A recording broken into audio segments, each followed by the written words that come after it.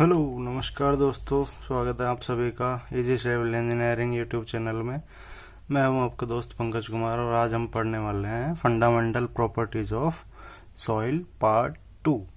तो सबसे पहले हम देखेंगे कि जो पार्ट 2 में जितने पहले हमने पढ़ी थी उसके अलावा कौन कौन सी फंडामेंटल प्रॉपर्टीज रह गई है। तो सबसे पहले आती है यूनिट वेट ऑफ और डेंसिटी ऑफ सॉइल। इसको हम रिप्रेजेंट करते हैं गामा से। तो गामा क्या होता है, तो सबसे पहले देखेंगे बल्क यूनिट वेट क्या होता है। बल्क यूनिट वेट की अपनी डेफिनेशन बोल सकते हैं weight of soil upon volume of soil, weight of soil upon volume of soil. और इसी तरीके से ड्राई यूनिट वेट की डेफिनेशन क्या बन जाएगी, वेट ऑफ सॉलिड्स, क्योंकि ड्राई है वहाँ पे, तो वहाँ पे सिर्फ सॉलिड्स प्रेजेंट होंगे और वाटर तो उसमें प्रेजेंट होगा नहीं। तो सबसे पहले weight of solids upon volume of soil. और सैचुरेटेड यूनिट वेट में गामा सैचुरेटेड इससे रिप्रेजेंट करते हैं और इसका फॉर्मूला क्या बन जाता है, weight of saturated soil upon volume of soil. तो नेक्स्ट हम आते हैं specific gravity of soil. Next property है, next fundamental property is specific gravity of soil. तो इसमें इसका डेफिनेशन क्या बन जाएगा, specific gravity of soil equals two unit weight of solids upon unit weight of water.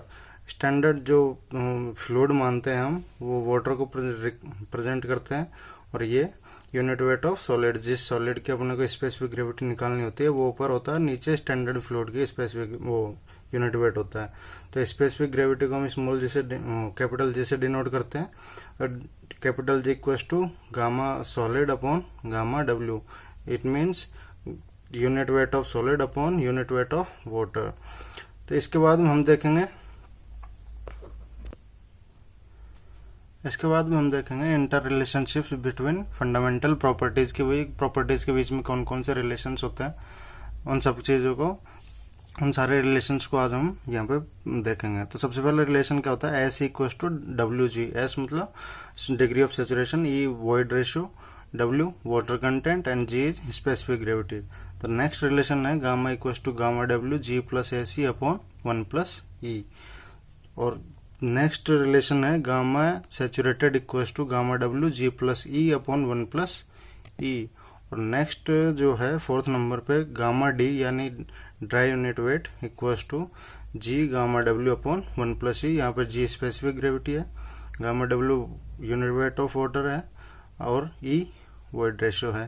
The next fifth one is gamma equals to gamma D bracket 1 plus W. तो gamma D यहाँ पे dry unit weight हो गया और gamma unit wait हो गया, या फिर बल्क यूनिट वेट से भी हम इसको डिनोट कर सकते हैं। और गामा डैश इसका क्या मतलब होगा, gamma submerged equals to gamma W G minus 1 upon 1 plus E. और सेवंथ रिलेशन है gamma equals to G gamma W upon 1 plus W upon में 1 प्लस ई। तो ये सात के जो भी रिलेशन है वो बहुत ही मोस्ट इम्पोर्टेंट रिलेशन है। इन रिलेशंस की वजह से हम कई सारे क्वेश्चंस को जो कंपटीशन में कॉम्पिटिटिव एग्जाम्स में आते हैं उन क्वेश्चंस को आसानी से सॉल्व कर सकते हैं। तो जैसे कि हम एक दो क्वेश्चंस देख लेते हैं, क्वेश्चन कैसे सॉल्व होगा कैसे नहीं होगा। तो सबसे पहला क्वेश्चन जो है वो हम देखेंगे। जो क्वेश्चन आएगा वो क्वेश्चन है, A soil of bulk unit weight 21.5 kilonewton per meter cube and moisture content is 12% and specific gravity is 2.65. Then determine gamma D. Gamma D means dry unit weight, E void ratio, S degree of saturation, AC means air content. तो हमको तीन चीज़ें given है। Gamma unit wait दिया हुआ है 21.5 kilonewton per meter cube, water content दिया है 12% और स्पेसिफिक ग्रेविटी दी हुई है 2.65%। तो आइए हम देखते हैं कैसे सॉल्व किया जाता है ऐसे क्वेश्चनों को। सबसे पहले देखेंगे दोस्तों, अपने को गामा दिया हुआ है, तो गामा दिया हुआ होगा तो अपने को सबसे पहले गामा डी निकाल लेंगे। गामा डी कैसे निकलेगा, gamma D equals to formula होता है गामा अपॉन 1 प्लस डब्ल्यू। ये फॉर्मूला गिवन है, हमने अभी पढ़ा है। तो सबसे पहले गामा यूनिट वेट की वैल्यू कितनी हुई थी, 21.5 अपॉन 1 प्लस डब्ल्यू। डब्ल्यू को अपन 12% दे रखा है, 12% को हम 12/100 इसको हम लिख सकते हैं 0.12। यहाँ पे ये 0.12 ऐड हो जाएगा। तो इससे गामा डी की वैल्यू कितनी आ जाएगी, इसको को सॉल्व करेंगे तो 19.99 किलो न्यूटन पर मीटर क्यूब, ये गामा डी की यानी ड्राई यूनिट वेट आ जाएगा। नेक्स्ट आता है गामा डी, आता है अपने को क्या निकालना है, ये एस निकालना, डिग्री ऑफ सेचुरेशन निकालना, ई भी निकाल सकते हैं, वॉइड रेशियो भी। तो सबसे पहले एन हम जानते हैं S E equal to W G, जो अभी अभी हमने रिलेशन पढ़ा है। तो यहाँ से हम क्या निकाल लेंगे एस, तो एस की क्या वैल्यू हो जाएगी डब्ल्यू इंटू जी अपॉन में ई। ई आते ही सबसे पहले हमें ई की जरूरत पड़ेगी या फिर वॉइड रेशियो की जरूरत पड़ेगी। तो सबसे पहले हम वॉइड रेशियो निकाल लेते हैं। तो वॉइड रेशियो का फॉर्मूला क्या होता है, गामा डी इक्व to G gamma W upon 1 plus E. तो यहाँ पे गामा डी अपने पास है, जी अपने पास है, गामा डब्ल्यू अपने को पता होता है।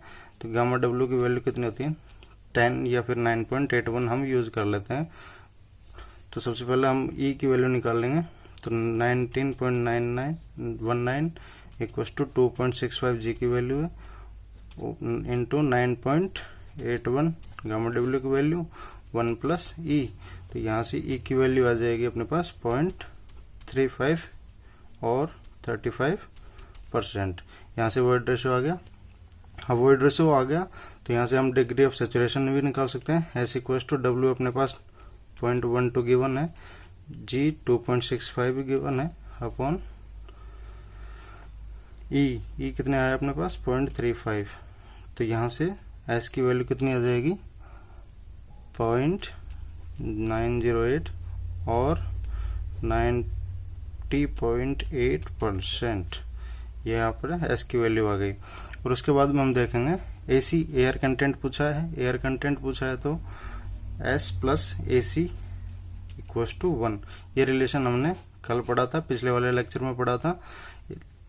तो यहाँ से एसी की वैल्यू कितनी आ जाएगी 1 माइनस एस। तो एसी इक्व टू 1 माइनस 0.908।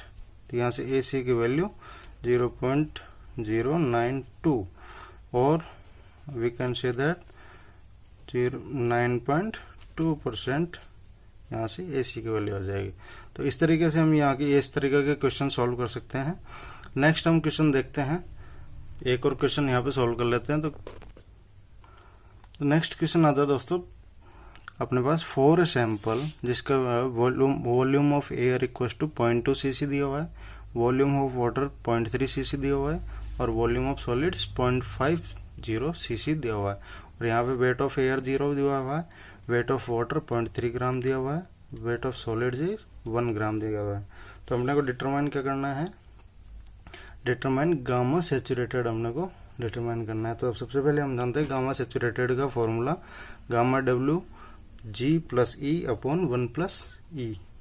यहाँ से अपने को क्या क्या जरूरत पड़ेगी, गामा डब्ल्यू अपन कंसिडर कर सकते हैं 9.81, यहाँ से जी की जरूरत पड़ेगी, ई की जरूरत पड़ेगी, हाँ ये दोनों चीज़ें की हमको जरूरत पड़ेगी। तो सबसे पहले ई हम निकाल सकते हैं। ई क्या होता है volume of voids upon volume of solids. Volume of voids तो अपने पास कितना है, वॉल्यूम ऑफ वॉइड्स का मतलब वॉल्यूम ऑफ वॉइड्स तो V A plus V W, इन दोनों को जोड़ेंगे तो 0.5 यहाँ पे आ जाएगा, 0.2 प्लस 0.3 अपॉन में वॉल्यूम ऑफ सॉलिड्स कितना दिया हुआ है 0.50। तो यहाँ से वॉल्यूम ऑफ वॉइड रेशियो कितना आ जाएगा 1 आ जाएगा। और इससे वाटर कंटेंट अपने पास